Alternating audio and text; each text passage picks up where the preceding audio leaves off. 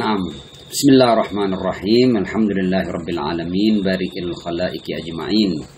Wassalatu wassalamu ala asyrafil wa afdali anbiya'ihi wa rusulih, habibihi wa najibihi wa safiyhi wa khiratihi ala khalqih. Al-Mahmudil Ahmad al-Abdil Muayyad al-Mustafa al-Amjad Abil Qasimil Mustafa Muhammad.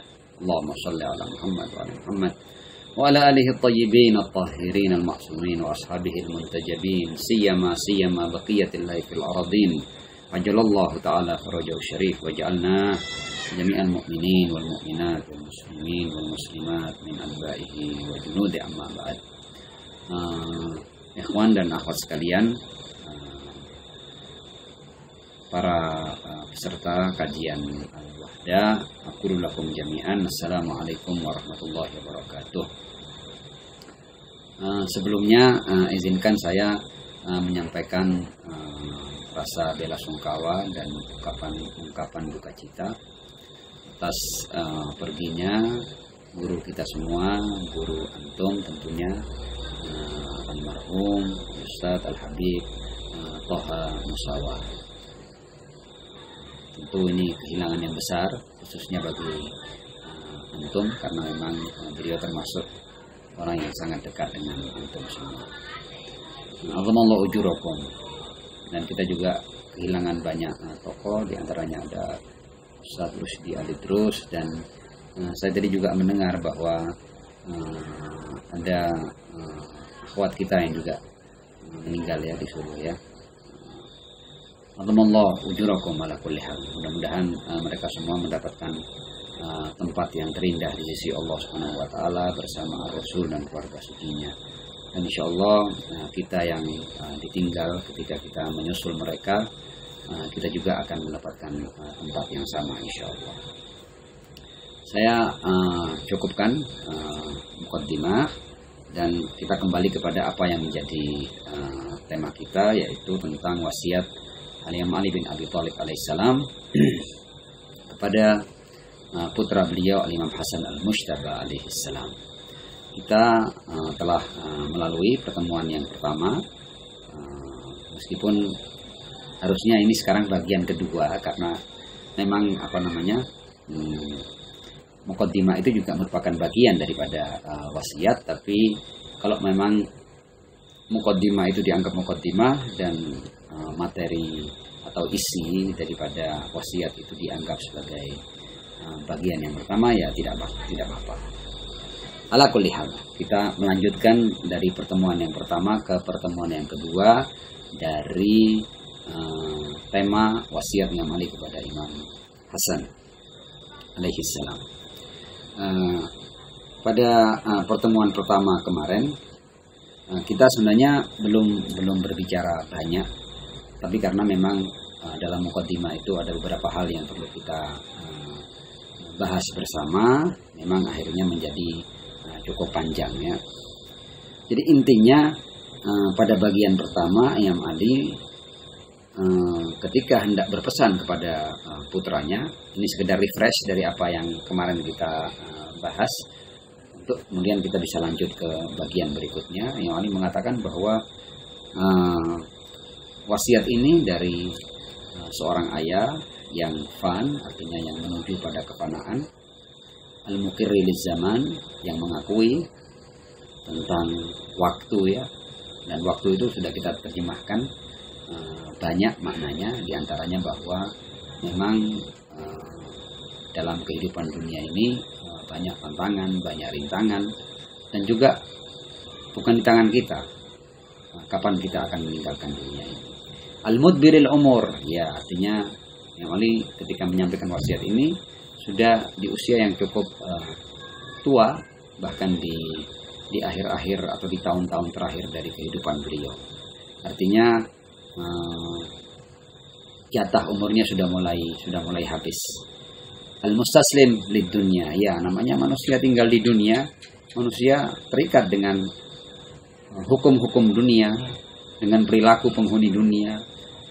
Kalau kita kaitkan dengan Al-Imam Ali bin Abi Thalib alaihissalam, artinya engkau saksikan wahai putraku, bagaimanapun juga posisiku di sisi Ar-Rasul sallallahu alaihi wa alihi, dan bagaimanapun juga sumbangsihku terhadap perjuangan Ar-Rasul Shallallahu Alaihi Wasallam, tapi ternyata kalian melihat bahwa bagaimana umat itu memperlakukan ayah. Al-mustaslimi lid dunia. Kemudian as-sakin masakinal mauta, yang tinggal di tempat tinggalnya orang-orang yang meninggal. Artinya memang kita ini tinggal di sebuah tempat di mana sebelum kita sudah banyak orang-orang yang tinggal dan mati. Adh-dhaini anha ghadan, yang besok akan pergi ya, kepada maulud yang al-mu'ammil ma la yudrak, namanya anak itu biasanya punya angan-angan yang karena belum punya pengalaman, biasanya yang muda itu punya angan-angan yang terlalu besar, berharap besar terhadap dunia, padahal dunia terbatas. Nah, kemudian bagaimanapun seseorang itu masih dalam usia mudanya, dia sedang berjalan di jalan orang-orang yang telah binasa. Gharadil asqam, namanya manusia, tubuhnya rentan untuk dihinggapi berbagai macam penyakit. Ramiyatil masaib, juga sasaran empuk atas turunnya berbagai macam musibah. Abdid dunia, karena dia tinggal di dunia, dia melihat gemerlap dunia, dan tidak jarang kemudian orang tertipu dengan dunia dan menjadi hamba ataupun budak dunia. Tajirul ghurur, orang yang berdagang di dunia ya berniaga dengan barang tipuan. Bagaimana bukan tipuan? Karena meskipun mereka mempersembahkan keringat, ya banting tulang peras keringat, tapi semua itu akan mereka tinggalkan dalam waktu yang cepat, dan bahkan dia tidak tahu kapan dia akan tinggalkan dunia ini. Gharimil manaya, dia seakan berhutang pada kematian, artinya suatu saat kematian akan datang untuk menagihnya. Asiril maut, artinya tentang kematian ini oleh Imam Ali dibicarakan berulang-ulang, tawanan kematian. Halifil humum, qarinil ahzan, ya. Jadi kawan duka, teman luka. Nusbil afat, ya, berbagai macam petaka juga silih berganti menyerangnya. Sori isyahawat, ya, dan dalam pertarungan dengan hawa nafsu seringkali manusia itu terkapar, seringkali manusia kalah. Artinya setiap kali manusia berbuat keburukan, berbuat kejahatan, berbuat dosa, itu dia sedang kalah dalam ronde-ronde pertarungannya dengan syahwatnya. Wa khalifatil amwat. Kita sampai di sini, dan khalifah, kita juga khalifah. Khalifahnya orang yang telah mati, artinya kita hanya menggantikan posisi mereka yang telah meninggalkan. Nah, baru setelah ini Imam Ali memulainya dengan amma ba'du. Jadi muqaddimah tadi yang telah kita ulang terjemahan sederhananya, dan dalam pertemuan pertama telah kita bahas cukup panjang lebar. Baru Imam Ali kemudian masuk pada amma ba'du. Jadi setelah muqaddimah itu ada hal yang mungkin sebelum kita masuk pada setelah amma ba'du ini adalah tentang masalah niat. Ini juga masalah yang sangat penting, karena seringkali ketika manusia itu tidak beres dengan niatnya, maka usahanya atau upayanya atau jeripayahnya ketika dia melakukan berbagai macam kebaikan akan sia-sia. Karena itu Ar-Rasul berulang-ulang mengatakan innamal a'malu binniyat. Jadi amal itu niatnya. Apa sih niatnya orang itu? Likulli imri'in ma nawa. Jadi sebenarnya yang menjadikan apakah sesuatu itu betul-betul baik atau tidak, niatnya. Kamu melakukan semua ini, apa niatnya? Bahkan kalau kita menyadari pentingnya niat ini, bahkan setiap amalan kita bisa menjadi ibadah.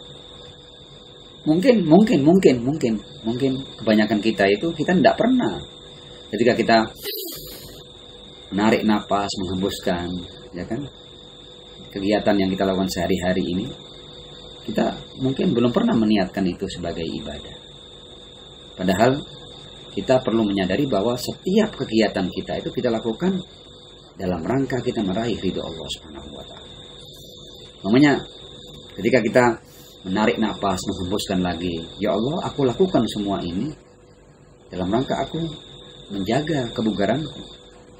kesehatanku. Dan ketika aku bugar, ketika aku sehat, aku akan gunakan kesehatanku dan kebugaranku untuk berbuat kebaikan demi kebaikan, ketaatan demi ketaatan. Mungkin kita jarang ketika kita hendak tidur kita berniat. Padahal memang tidak perlu kita ucapkan, tapi artinya secara kesadaran kita sudah harus punya niat global bahwa ya Allah, semua yang aku lakukan ini sebenarnya aku persembahkan untukmu ya Allah.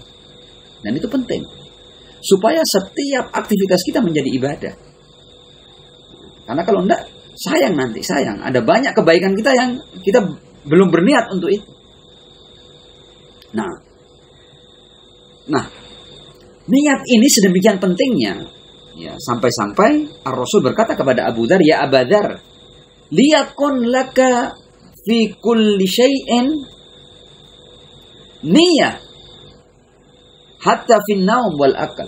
Wahai Abu Dzar, jangan sampai lupa engkau. Harusnya engkau punya niat untuk setiap sesuatu yang kau lakukan. Bahkan dalam hal tidur dan makan. Bahkan dicontohkan dengan hal-hal yang remeh ya. Tidur, makan, itu kan sesuatu yang merupakan kebutuhan kita. Artinya tidak ada perintah pun kita akan makan, tidak ada perintah pun kita akan tidur. Tapi itu pun kita diminta untuk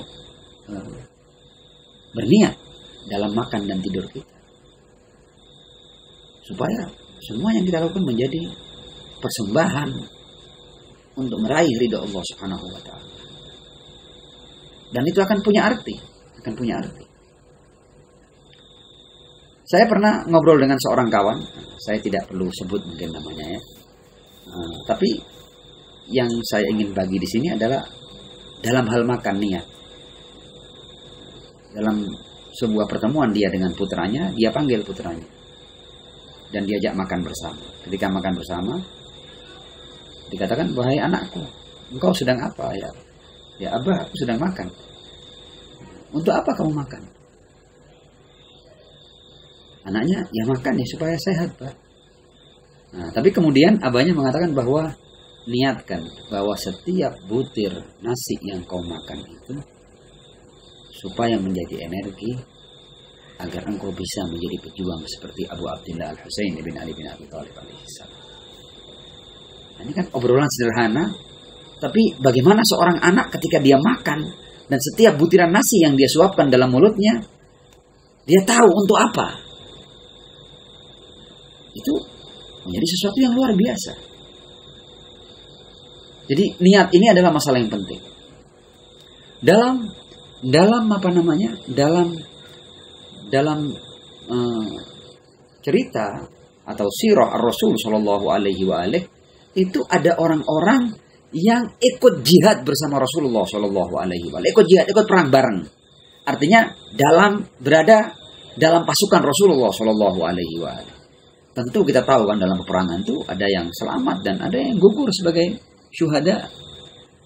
Nah, ketika perang selesai dan sebagian dari pasukan Ar-Rasul Shallallahu Alaihi Wasallam itu gugur sebagai syuhada, ternyata Rasul memperlakukan para syuhada antara satu dengan yang lainnya tidak sama. Ada yang sedemikian beliau hormati, beliau sanjung. Ada yang seakan-akan Rasul mengabaikannya. Ada sahabat yang tertarik untuk bertanya tentang alasan kenapa ya Rasulullah sikapmu terhadap satu syahid dengan syahid yang lain itu berbeda, padahal ini kan sama-sama berperang bersamamu, mereka gugur kehilangan nyawa. Nah, dalam keterangan yang diberikan oleh Ar-Rasul Shallallahu Alaihi Wasallam sebagai jawaban bagi mereka yang bertanya itu dikatakan bahwa memang dua-duanya syahid bersamaku dalam perang yang sama, oleh pedang musuh yang sama. Tapi fulan itu berjuang untuk agama, berjuang untuk kebenaran, berjuang untuk membela aku. Dia menjadikan nyawa mereka menjadi tebusan nyawaku, kata Ar-Rasul Shallallahu Alaihi Wasallam. Tapi fulan dan fulan itu perang li ajlil ghanimah, untuk dapat rampasan perang. Jadi berbeda. Artinya gugur bersama Ar-Rasul, kalau salah niat bisa tidak menjadi apa-apa. Padahal perang bersama Ar-Rasul, gugur sebagai syahid loh ya. Nah ini masalah pentingnya niat. Nah tentang niat ini, ya, karena ini artinya Imam Ali pun ketika menyampaikan wasiat ini dengan niat. Niatnya apa? Niatnya agar anaknya itu yatawajjah ilallah. Jadi dia menjadi seorang hamba Allah, menjadi insan ilahi. Itu yang penting. Karena kalau enggak, semua ilmu yang kita dapat ini bisa sia-sia ketika kita tidak lillah. Tidak ibtigha'a mardatillah. Akan sia-sia semuanya, kepandaian kita, sumbangsih kita, kebaikan-kebaikan kita bisa sia-sia. Bahkan darah kita bisa sia-sia seperti yang dicontohkan oleh apa yang terjadi di zaman Ar-Rasul sallallahu alaihi wasallam.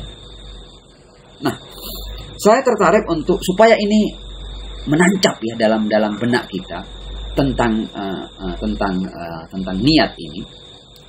Saya tertarik untuk membacakan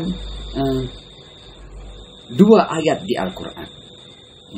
Ayat ini ada di surat Al-Baqarah ya, ayat 264 dan 265. Ini menggambarkan tentang pentingnya niat, bahwa niat adalah sesuatu yang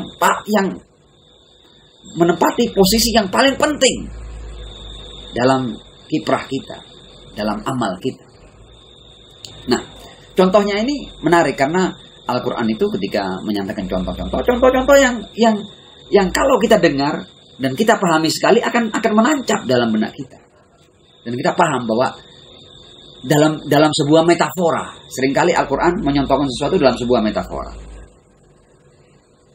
Dalam hal ini yang dicontohkan adalah masalah bersedekah, membantu orang lain dengan apa namanya itu, dengan uang atau dengan harta dan lain sebagainya.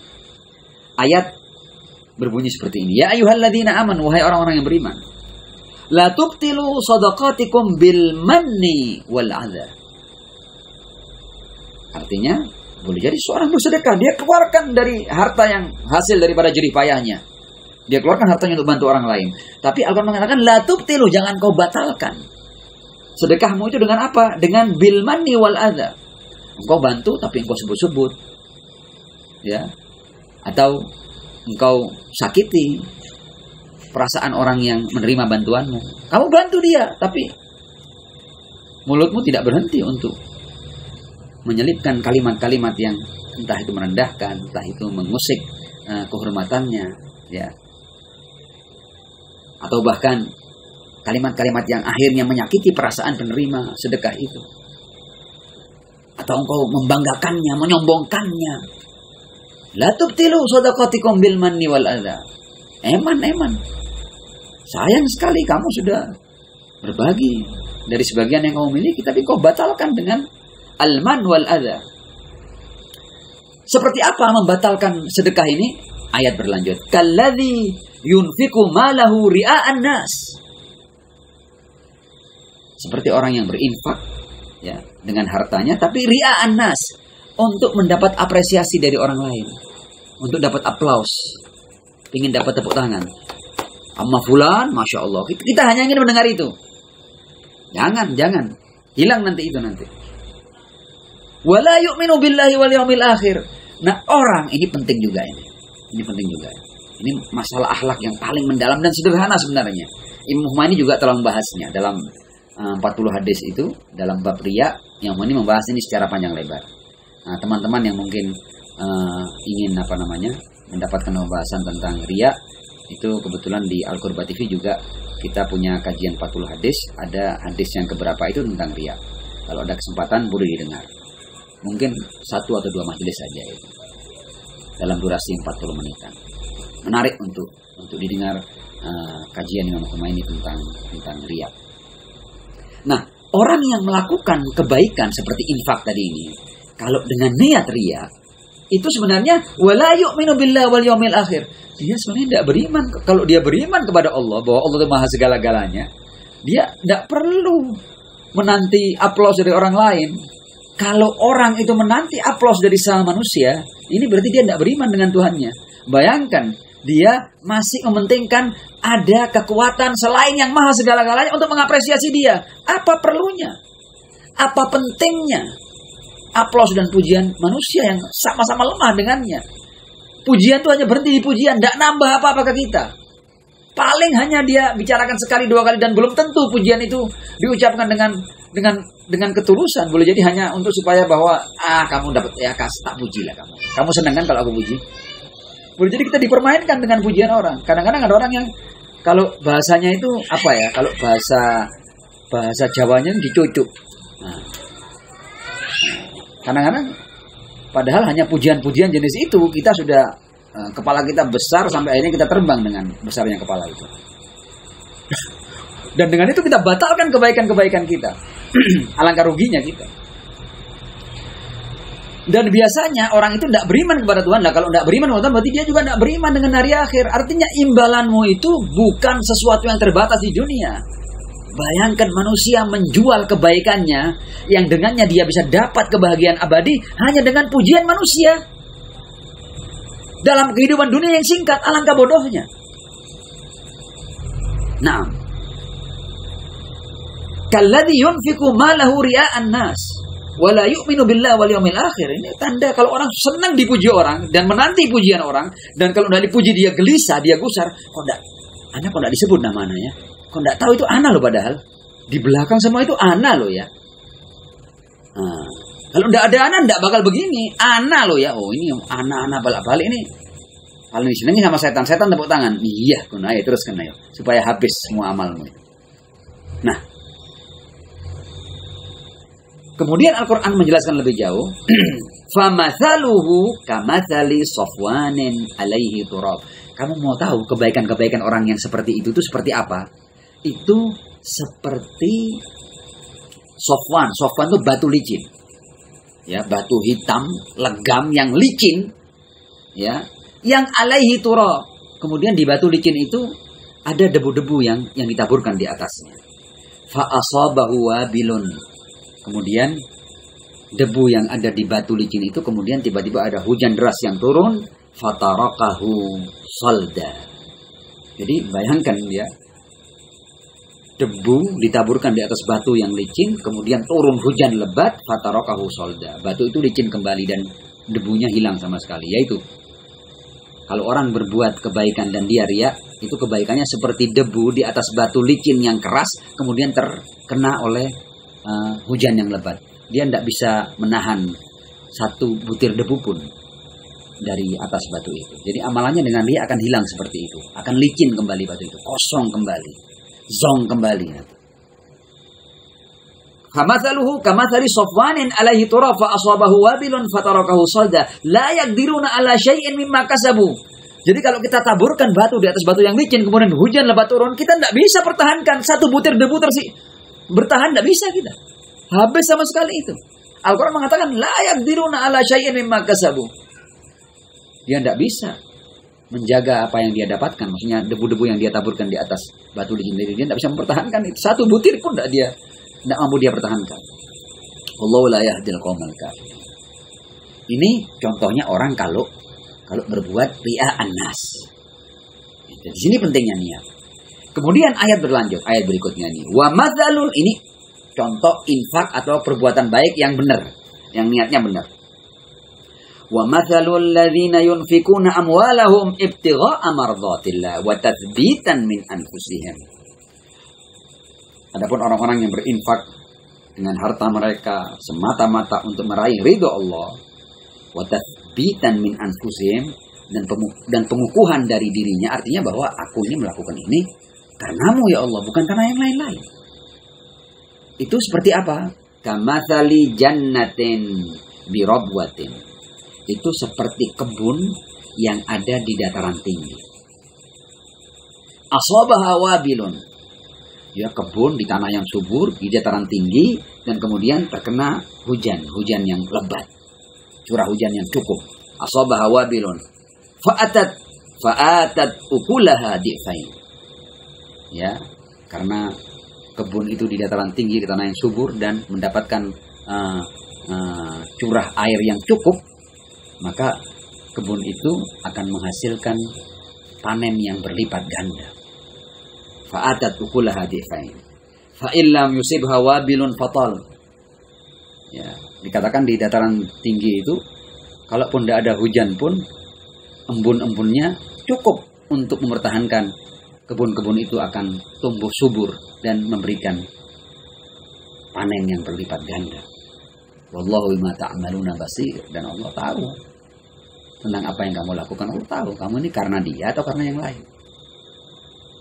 Nah, jadi dua ayat ini sengaja saya jadikan sebagai pijakan bahwa Imam Ali bin Abi Thalib alaihissalam ketika menyampaikan wasiat ini, Imam Ali ingin mengarahkan bahwa wahai putraku, arahkan seluruh hidupmu, perbuatanmu, ucapanmu, kiprahmu, aktivitasmu, perjuanganmu, apa saja, ibtigha mardatillah, supaya menjadi sesuatu dan akan terus berlipat ganda. Seperti kebun di dataran tinggi yang mendapatkan curah hujan yang cukup itu, hasilnya akan terus berlipat ganda dan tidak akan berhenti menghasilkan.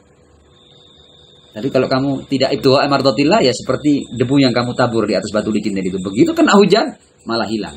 Bedanya itu ya. Kalau ini kena hujan karena dia kebun, semakin menghasilkan sesuatu yang berlipat ganda.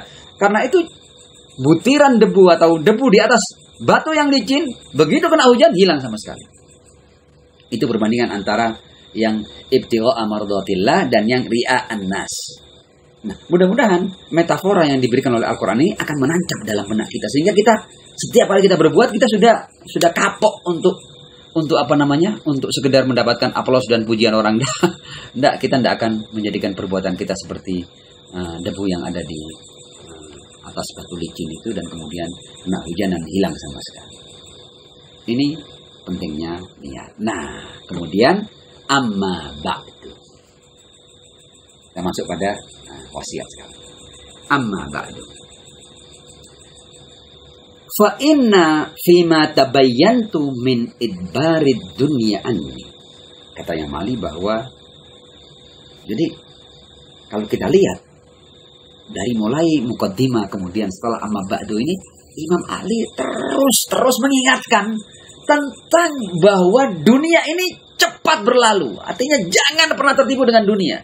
Dan ini seakan-akan diulang-ulang, seakan-akan kita ini bodoh, tidak paham-paham, diulang terus. Masalah dunia, masalah kematian. Karena memang itu yang paling penting. Karena kalau kita tidak paham itu, kita sedikit lalai, ya kita akan dengan mudah ditipu oleh al-wasawis asy-syaitaniyah.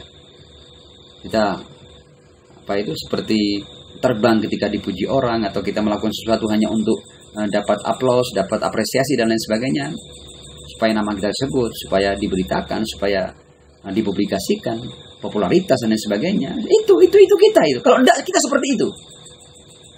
Nah, Imam Ali kemudian mengatakan, fa inna fima tabayyantu min idbarid dunya anni. Wahai putraku, dari apa yang aku pahami, yang sudah menjadi jelas bagiku, min idbarid dunya anni, bahwa dunia ini pelan-pelan akan meninggalkanku, akan mendepakku dunia ini.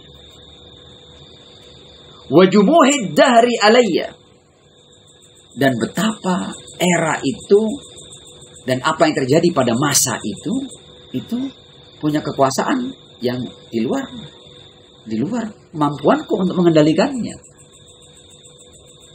Ya kan?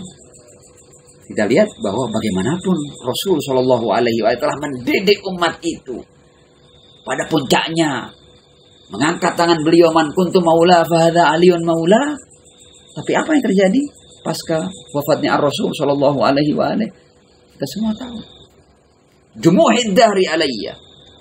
Betapa kejamnya. Ini tawaduknya Imam Ali, sampai-sampai menisbatkan kekejaman itu pada era. Padahal kan masa tidak bersalah kan. Tapi ini saking Imam Ali tidak mau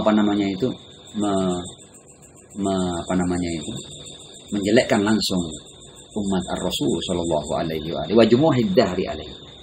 Padahal yang melakukan pengkhianatan ya umat, ya manusia-manusia yang tinggal di sebuah era, dan eranya adalah pasca wafatnya Ar-Rasul Shallallahu Alaihi Wasallam.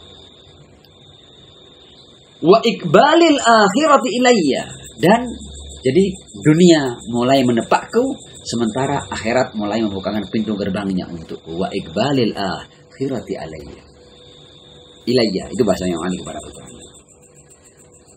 Ya, dari apa yang aku pahami ini, ma yaza'uni an dzikri man siwaya. Ketika aku melihat bahwa dunia pelan-pelan mendepakku dan akhirat pelan-pelan akan datang menyambutku, permasalahan ini, ya, permasalahan berpalingnya dunia dan akan datangnya era akhirat ini, itu yang membuatku untuk tidak memikirkan kecuali diriku. An dzikri man siwaya. Jadi dalam masalah kematian ini adalah masalahku. Ketika aku nanti berhadapan dengan Allah Subhanahu wa taala, sudah nanti antara aku dengan Allah. Karena setelah kematian itu adalah masalahnya adalah masalahku, maka aku mulai berpikir serius tentang diriku. Dan aku tidak sempat untuk memikirkan orang lain. Tanda kutip tentunya di sini. Artinya dalam meninggalkan dunia dan masuk ke alam akhirat, itu adalah kita bertanggung jawab atas pribadi kita, individu kita ini, diri kita ini. An dzikri man siwaya wal ihtimam bima wara'i, dan membuat aku mementingkan apa yang sedang aku hadapi nanti, kehidupan akhirat. Jadi itu yang membuat aku pentingkan itu. Sementara boleh jadi kita ini, padahal kita juga dalam keadaan setiap hari itu dunia mulai mendepak kita pelan-pelan dan pintu gerbang akhirat semakin lebar terbuka untuk kita. Tapi pada saat yang sama kita tidak pernah punya perhatian untuk tempat yang pintu gerbangnya itu dari hari ke hari semakin lebar untuk kita masuk kehidupan akhirat. Imam Ali mengajarkan kepada putranya an dzikri man siwa wal ihtimam bima wara'i. Dilanjutkan oleh Imam Ali. Ghaira anni haitsu tafarrada bi duna humumin nas hammu nafsi. Dan ketika aku dalam keadaan seperti itu, ketika aku betul-betul sudah tidak memikirkan urusan orang dan aku betul-betul memikirkan urusanku sendiri, urusan ketika aku berpindah dari kehidupan sementara ini ke kehidupan berikutnya, fasadafani ra'yi wa sarafani an hawai. Ketika itu kata Imam Ali, aku tentu ini bahasa pelajaran ya. Bahasa pelajaran, artinya Imam Ali bukan orang yang seperti ini. Akhirnya membuat aku sudah pelan-pelan meninggalkan hawa nafsu. Aku sudah tidak lagi tertarik untuk memenuhi apa namanya itu, jilatan hawa nafsu. Enggak. Aku sudah berpikir lebih serius. Ya, ini masalahnya bukan masalah aku puaskan diriku. Enggak, bukan pemuasan nafsuku, kemauan-kemauanku enggak. Ada masalah yang jauh lebih penting daripada aku melakukan pemuasan diri. Fasadafani ra'yi. Ya, akhirnya aku sampai pada sebuah kebulatan tekad, wa sarafani an hawai, ya, dan membuat aku hal itu membuat aku berpaling ya dari hawa nafsuku, wa sarrahali mahdu amri, ya kan, dan menjadi tampak bagiku mahdu amri, urusanku yang paling penting, yaitu apakah nanti ketika aku meninggalkan dunia ini aku mendapatkan ridho Tuhanku atau tidak. Itu mahdu amri. Itu yang masalah yang paling penting, yang paling fundamental dalam hidupku. Itu tidak ada yang lain. Dan setiap manusia itulah masalahnya yang paling penting. Apakah dia ketika meninggalkan dunia ini mendapatkan ridho Tuhannya atau tidak? Bukan yang lain-lain. Itu terpenting. Mahdu amri. Fa'afdha bi ila jiddin la yakunu fihi la'ib. Dan ketika masalahnya aku sadari, akhirnya aku berubah menjadi sosok yang sungguh-sungguh dalam hal ini, dan aku tidak main-main lagi. Jadi aku menghadapi permasalahannya, aku sudah tidak bergurau lagi. Ini serius sih, masalah serius.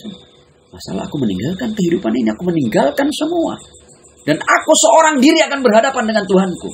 Apakah aku akan mendapatkan ridhonya atau tidak? Jadi ketika hal ini sudah aku sadari, aku sudah tidak main-main lagi. Ini Imam Ali loh ya. Ini kalau Imam Ali begini, Kita harusnya 1000 kali lebih dari ini. Kalau lihat apa yang sudah kita persembahkan selama hidup ini. Fa'afdhabi ila jiddin la yakunu fihi la'ib. Aku berubah menjadi sosok yang serius. Dan tidak main-main lagi. Tidak bergurau lagi aku, untuk urusan yang satu ini. Wasidkin la yashubuhu kadzib. Dan ini adalah sebuah kebenaran, sebuah kepastian. Tidak ada dusta di sini. Aku tidak bisa membohongi diriku bahwa kamu sebentar lagi akan meninggalkan dunia ini. Tidak ada orang yang bisa menipu dirinya bahwa kamu akan abadi. Tidak bisa. Tidak ada yang percaya. Bahkan kamu sendiri tidak percaya.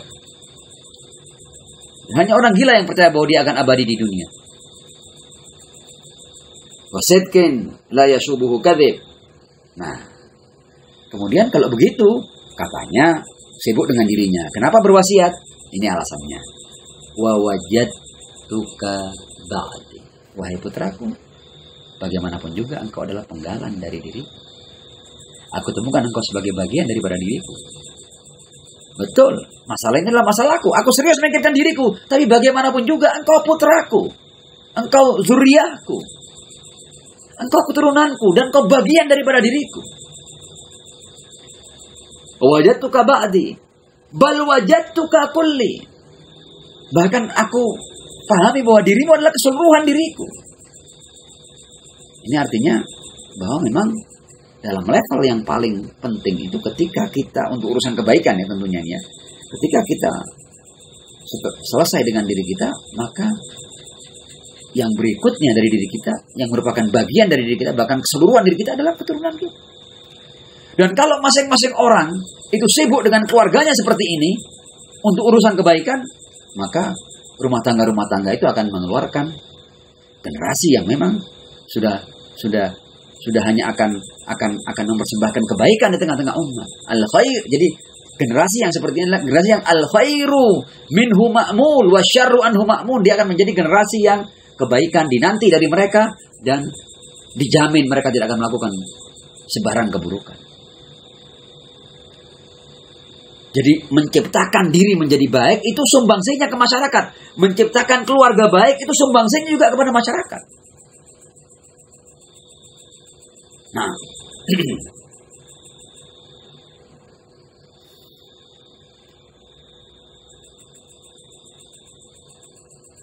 wajadtuka ba'di bal wajadtuka kulli. Yang mari kemudian ini bahasa yang sangat menyentuh dari beliau tentang keluarga. Hatta ka'anna syai'an law asabaka asabani, wahai putraku. Begitu eratnya hubunganku denganmu, wahai putraku, dan engkau adalah keseluruhan diriku, bagian diriku, keseluruhan diriku, maka apapun yang menimpamu seakan menimpaku, kata yang lain. Hatta ka'anna syai'an law asabaka asabani. Wa ka'annal maut law ataka atani, dan seakan kematian kalau mendatangimu seakan-akan kematian mendatangiku. Artinya kalau engkau mati seakan aku mati. Nah, fa'anani min amrika ma ya'nini min amri nafsi. Maka apa yang sebenarnya penting ya tentang diriku ini akhirnya ketika terkait denganmu juga, maka itu juga menjadi penting bagiku. Karena engkau adalah keseluruhan diriku, maka apapun yang penting bagiku juga penting. Ketika hal itu terkait denganmu, karena engkau adalah keseluruhanku, bagianku, yang tak terpisahkan dariku. Fakatabtu ilaika kitabi hadza. Maka aku tuliskan. Jadi berangkat dari perasaan bahwa engkau adalah bagian dari diriku, bahwa engkau adalah keseluruhan dari diriku. Apapun yang menimpamu seakan menimpaku. Apapun yang penting bagimu juga penting bagiku. Maka itu aku tulis surat wasiatku ini. Fakatabtu ilaika kitabi hadza mustadhiran bihi. Ya, dan aku berusaha untuk menjadikan, artinya aku menjadikan ini sebagai sarana. Ya, wasiat ini sebagai sarana. In ana baqitu lak au fanitu. Artinya Mudah-mudahan wasiat ini menjadi pegangan dalam hidupmu, wahai putraku, agar engkau tidak terjerumus ke dalam jalan-jalan yang menghancurkanmu, membinasakanmu. Baik, aku ada di sampingmu, in ana bakitu lak au fanitu, atau ketika aku tidak ada.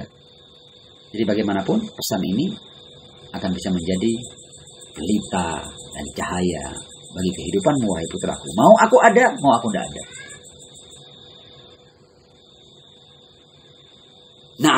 Nah, kemudian kita mulai masuk ya dalam wasiat pertamanya. Fa inni. Nah, jadi ditulis apa wasiat pertamanya? Fa inni usika bitaqwallah ay bunayya. Wahai putraku, ini wasiat pertama ya, wasiat pertama. Usika bitaqwallah. Aku berwasiat kepadamu tentang takwa. Dan nanti takwa ini kita akan bahas secara khusus ya dalam pertemuan kita yang kedua ini, kita akan bahas tentang takwa. Nah, kenapa takwa pertama? Ini penting ya. Kita melihat Imam Ali bin Abi Thalib alaihissalam, setidaknya ketika saya mendengar syarah ya daripada wasiat ini dari Ayatullah Nasir Makarim Shirazi, beliau ketika sampai pada fa inni usika bitaqwallah ay bunayya, aku wasiatkan untukmu tentang ketakwaan kepada Allah, wahai putraku. Ayatullah Nasir Makarim Shirazi kemudian berbicara tentang bahwa saya akan menerjemahkan takwa ini dari beberapa ucapan Imam Ali bin Abi Thalib alaihissalam tentang takwa. Dan banyak sekali Imam Ali memberikan penjelasan tentang takwa itu apa. Tapi pada kesempatan kali ini kita hanya akan berbicara tentang 10 daripada dimensi takwa. Kita tahulah takwa itu secara umum, kita tahu bahwa kita sebagai hamba ini ya kalau kita mau patuh ya kita patuh kepada yang maha segala-galanya lah. Kalau kita ini mau tunduk, ya tunduk kepada yang paling berhak atas diri kita. Siapa yang paling berhak atas diri kita? Ya yang menciptakan kita, tidak ada lah. Kita pakai logika yang paling sederhana, tidak ada yang lebih berhak untuk kita patuhi, untuk kita tunduk padanya, untuk kita mengabdi padanya, menghamba padanya, pasrah padanya, sam'an wa ta'a padanya, kecuali yang mencipta kita. Tidak ada yang lebih berhak. Silakan cari, ada yang lebih berhak melebihi yang mencipta kita. Kalau ada, silakan Anda patuh kepada dia dan tinggalkan yang mencipta Anda. Dan tentu akal sehat tidak akan pernah menemukan yang lebih berhak atas diri kita melebihi yang mencipta kita, sang pencipta keberadaan yang maha segala-galanya. Nah, itu secara umum takwa seperti itu. Tapi kemudian Imam Ali berbicara tentang bahwa takwa itu orang yang mempunyai sifat takwa. Tentu Imam Ali di Nahjul Balaghah juga punya ya khutbah sendiri yang menyifati orang-orang yang bertakwa ya. Itu juga kalau teman-teman mau mendengar juga di Al-Qur'an TV juga ada itu. Ada kira-kira 5 pertemuan pendek-pendek sekitar 15 menit yang menjelaskan tentang khutbah Al-Muttaqin oleh Imam Ali bin Abi Thalib alaihissalam. Tapi kita tidak akan bahas itu. Kita bahas dari keterangan Imam Ali dalam kalimat-kalimat yang lain tentang takwa, dimensi-dimensi takwa. Yang pertama kata Imam Ali, takwa itu ibarat tunggangan jinak. Ini menarik ini ya. Imam Ali mengatakan bahwa takwa itu seperti tunggangan jinak. Kalau kita menunggang, ya entah itu kuda, entah itu onta yang sudah jinak ya. Kalau kita menunggang, onta itu mudah dikendalikan, nurut. Ya, diajak ke kanan, diajak ke kiri, disuruh cepat-cepat, disuruh lambat-melambat, ya. Jadi dia tidak liar. Nah, orang yang punya ketakwaan itu jiwanya jinak. Jiwanya itu mudah untuk diarahkan pada kebaikan. Tidak liar. Tidak semaunya. Itu ciri orang yang bertakwa. Orang kalau tidak bertakwa, liar dia ini. Gusar dia. Seperti hewan yang, seperti kuda yang baru kita tangkap. Itu begitu kita salah sentuh sedikit kita ditendang, terpelanting kita. Dan kalau kita berusaha menungganginya, dia akan mengajak kita untuk lompat-lompat sampai kita terpelanting dan kita terbanting. Dari kuda itu tuh orang yang tidak bertakwa seperti kuda yang liar itu. Kata Imam Ali, ala wa innal khotoya khailun syumush humila alaiha ahluha wa khuliat lujumuha fataqahhamat bihim finnar. Kata Imam Ali, orang yang tidak bertakwa itu seperti orang yang menunggangi tunggangan yang liar. Orang yang menunggangi tunggangan yang liar, kendali tidak bermanfaat. Disuruh ke kanan, dia ke kiri. Kita tarik gini, dia akan buat kita terpelanting dari punggungnya. Kata Imam Ali. Dan kalau orang menunggangi tunggangan yang liar ini, itu ya tinggal dia di mana. Kalau di tanah yang keras, ya dia akan terbentur kepalanya di tanah yang keras. Kalau di sebelah kirinya adalah lembah dan jurang, dia akan terpelanting ke jurang. Dalam bahasanya Mali, bahwa orang yang tidak punya ketakwaan ibarat orang yang menunggang kuda yang liar, dan dia akan dibuat terombang-ambing ya, ke kanan, ke kiri, ke atas, ke bawah oleh tunggangan yang liar itu sampai dilempar ke api neraka. Fataqahhamat bihim finnar.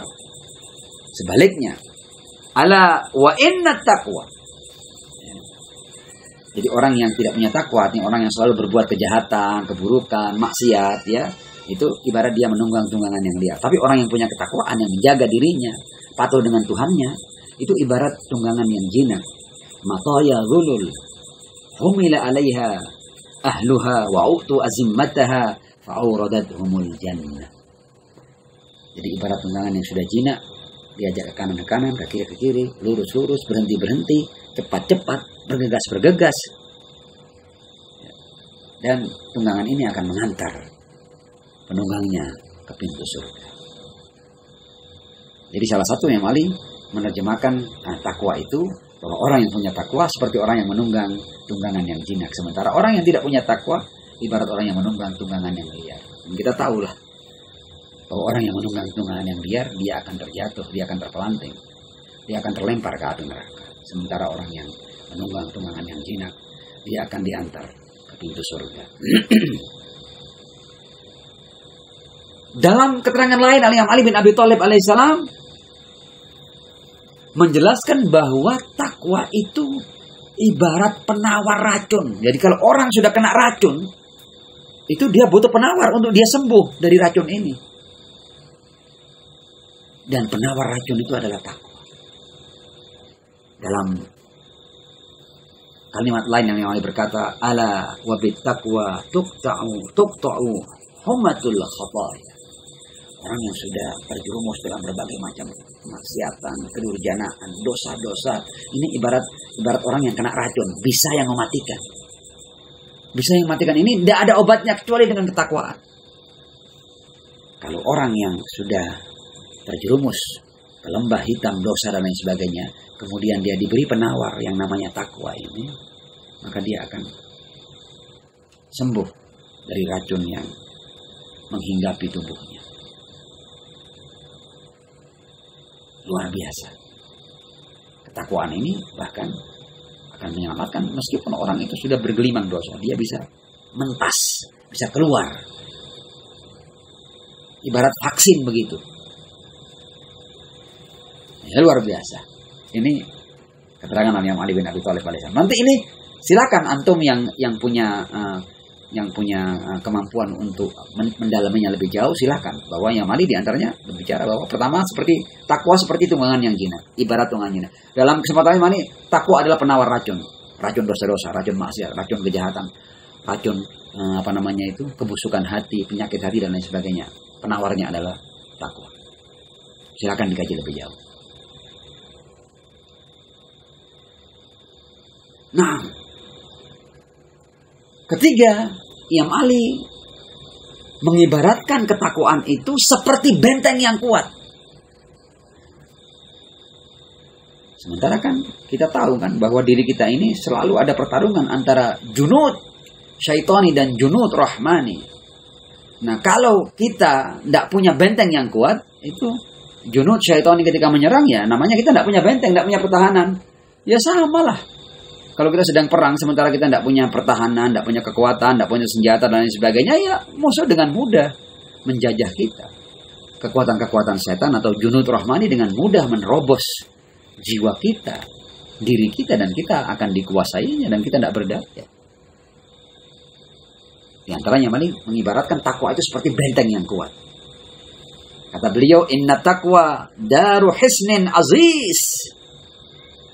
Ya, takwa adalah benteng yang kuat yang tidak bisa ditembus oleh junud syaitani wal fujur daru hisnin dalin. Sementara orang yang tidak punya takwa ibarat orang yang tidak punya benteng. Itu berbagai macam jenis setan bisa masuk dan orang ini bisa menjadi pelaku beragam kebejatan. Kita lihat ada orang membakar pasangannya, membunuh ibunya, membunuh anaknya, menumbalkan keluarganya, berperang dengan saudaranya. Jadi manusia ini kalau tidak punya benteng yang kuat atas junud syaitan ini, dia bisa menjadi makhluk yang bisa melakukan apa saja. Bahkan kalau kita dengar kadang-kadang cerita-cerita kejahatan manusia ini, kita tidak percaya. Orang yang tidak punya ketakwaan bisa menjadi seperti Shimr bintil Jausan. Bisa meringis ketika menyembelih kepala cucu Ar-Rasul Shallallahu Alaihi Wasallam. Menakutkan manusia ini kalau tidak punya ketakwaan. Dia siap untuk melakukan berbagai macam kebejatan dan kebengisan. Wa na'udzubillahi min dzalik. Sama juga kita ini kalau tidak kita bentengin dengan takwa. Jangan kaget suatu saat ini kita heran dengan diri kita. Ya Allah, ternyata saya melakukan ini. Sangat mungkin.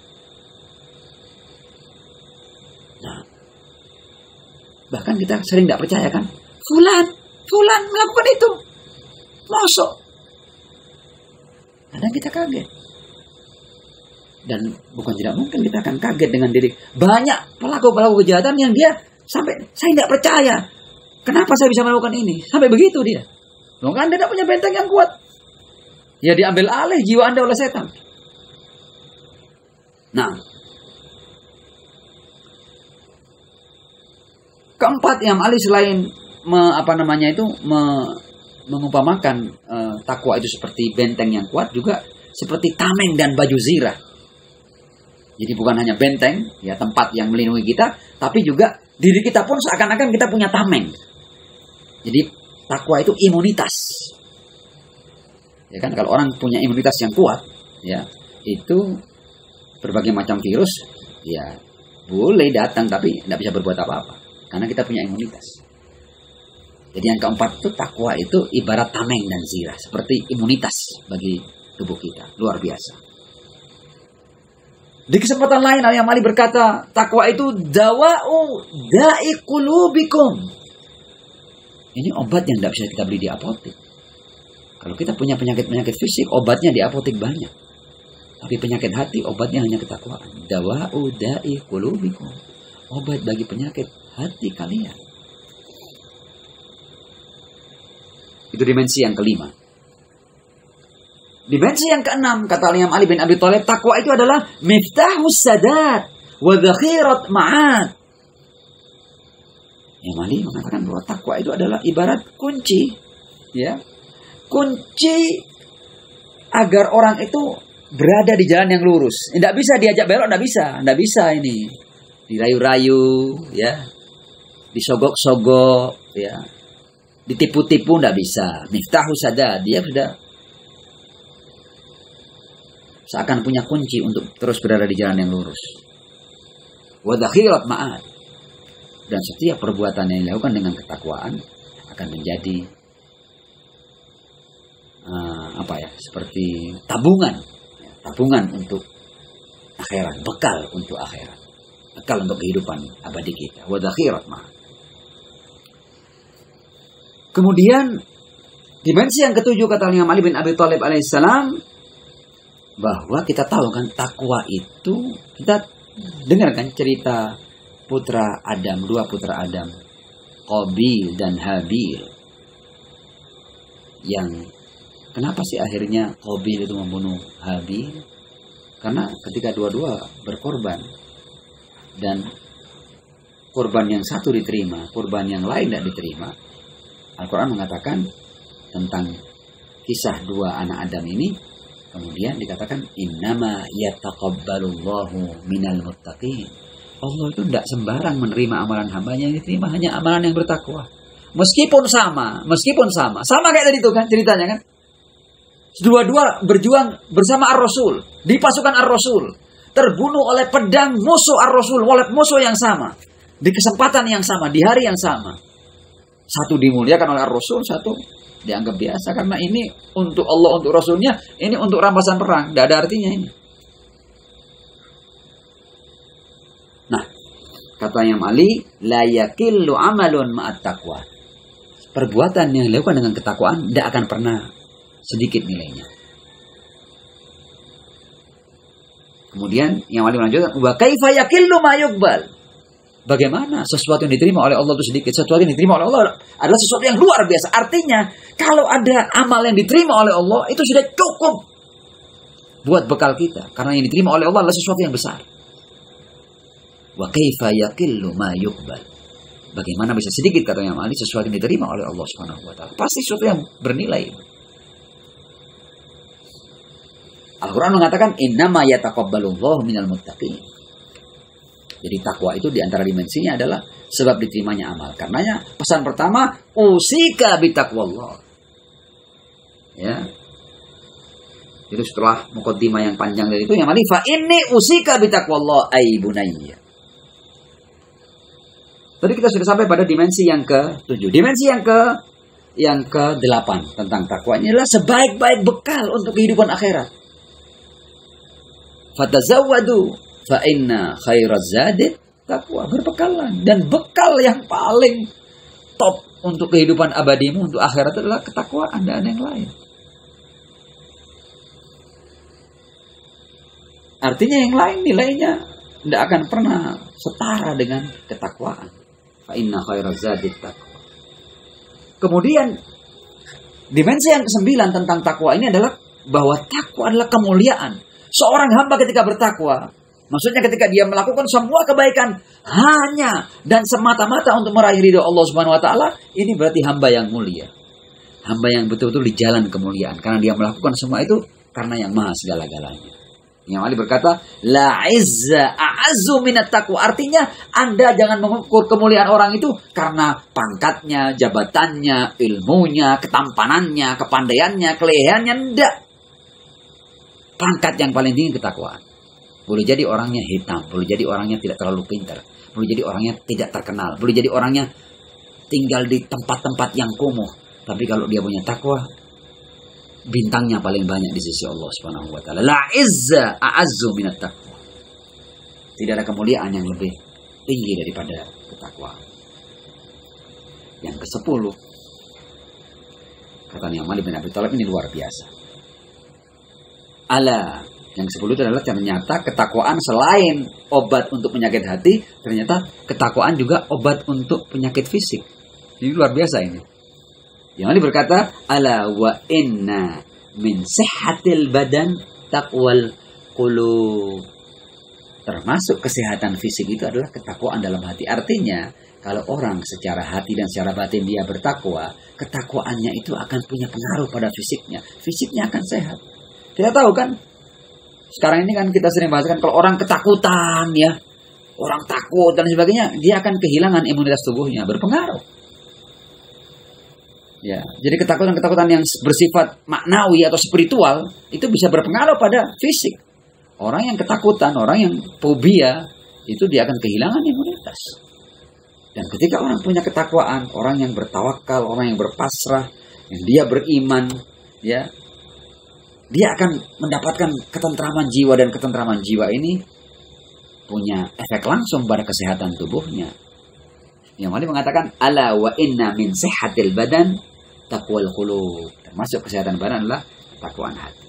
Jadi takwa itu ibarat sistem kekebalan tubuh juga. Selain juga kekebalan atas dosa, keburukan, kejahatan, kebusukan hati dan lain sebagainya. Nah, orang yang tidak punya ketakwaan, maka ibarat jiwanya ini itu telah terkontaminasi dengan berbagai macam virus dan bakteri karena dia tidak punya imunitas. Ini kenapa kemudian takwa itu menjadi pesan pertama Imam Ali bin Abi Thalib alaihissalam. Kita kembali kepada pesan beliau yang pertama ini ya, kata beliau, fa inni usika bi taqwallah ay bunayya. Memang beberapa pesan itu punya keterangan yang cukup panjang karena punya nilai yang penting, tapi nanti tidak semuanya akan punya keterangan yang panjang seperti ini.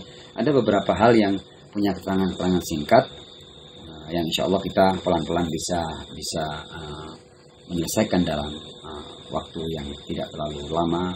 Wasiat Imam Ali bin Abi Thalib alaihissalam kepada putra beliau ini.